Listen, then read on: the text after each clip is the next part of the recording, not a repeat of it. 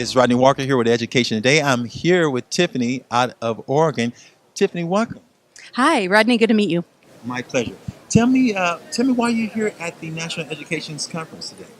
Two reasons. One, I always like to learn, like to see what's going on around the country. But second, our superintendent, Matthew Utterback, North Clackamas Schools, was up for Final Four of National Superintendent of the Year. Wow.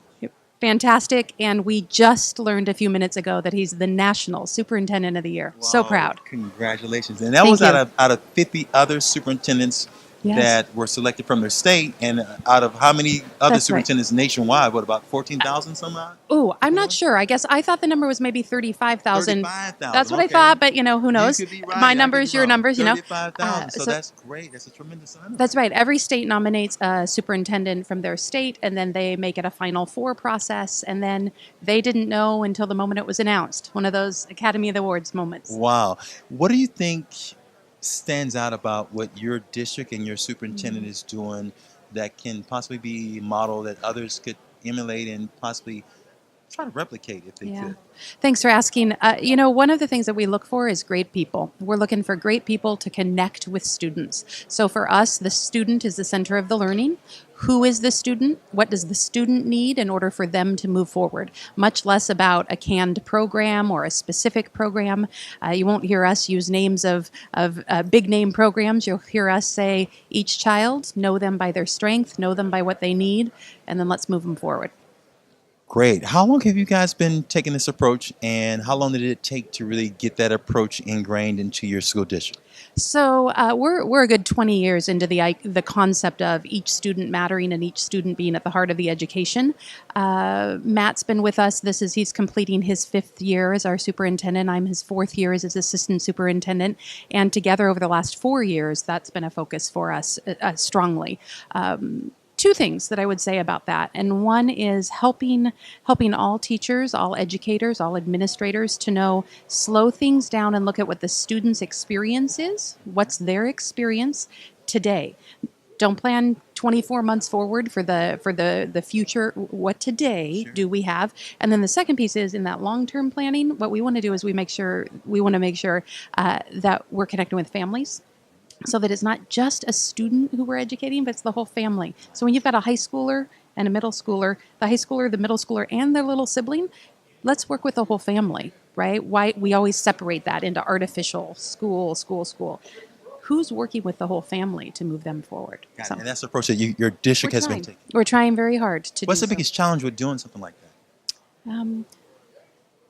Well, funding is a continued source, so I don't think I could get away without saying that funding is a continued ongoing source. The other is probably initiative overload. There's just so much that comes from the federal perspective, the state perspective, that our local school board just keeps trying to say, keep moving forward, keep working with every student, make sure that you don't let too much from the outside periphery move our course, right? And how have you guys done both of those? So you said one, the funding part, and then just internally with the overload of work. How have you guys worked over those two challenges?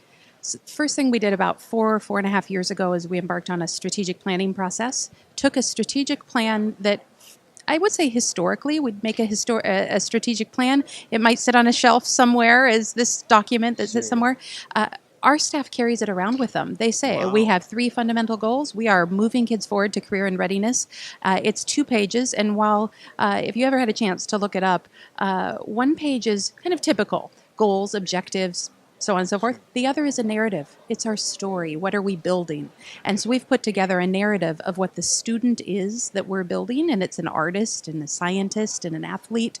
Students can be any of those things. So we talk a lot about, you have to have a narrative. What do you want for your students? Tell them, this is what I want for you. I want you to be able to be an athlete, a scientist, an artist, whatever it is. So I would say having a really strong strategic plan allows us to put funding right towards it. We say this goes to this piece of our narrative, and we just keep the funding focused on it. I love it. So it sounds like your district has taken the strategic approach and put it into something that's actually living, breathing versus It is. a document that's sitting on some shelf It is. that's just collecting It is. dust. So we have this narrative that describes the student. Then we have some goals and objectives. For everyone, we have an action plan. And those action plans, we used to have 90, 95 of them. We're down now to 45 or 50. We recognize that we might not be able to carry so many. But it's everything from building a response to intervention system that works for kids to how are we feeding our kids? Do kids get choice in what they eat each day? Or do they just get handed something? No, we want them to have choice. We want them to feel new. They need to have good, strong nutrition. Our nutrition services program has worked really hard on our youngest kids being able to eat what they want to eat, not just handed something. So, I mean, it's I guess exciting. there's a lot That- of actions. It's exciting. So it sounds like the plan that you talked about, Yeah.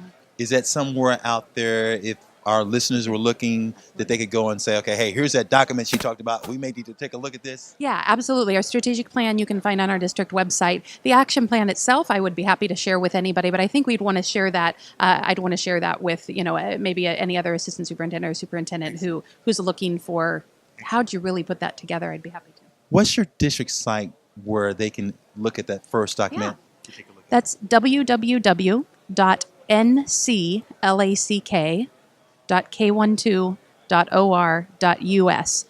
Though, what I would probably do is just Google North Clackamas Schools, Oregon. That sounds like a plan. Hey, Tiff, thank you very much for your time. Thank you for the insight, and thank you for the great work that you guys are doing. I look forward to hopefully getting a chance to chat with your superintendent, the superintendent of the year, and his sidekick right here. Congratulations. Thank you. Thanks a lot.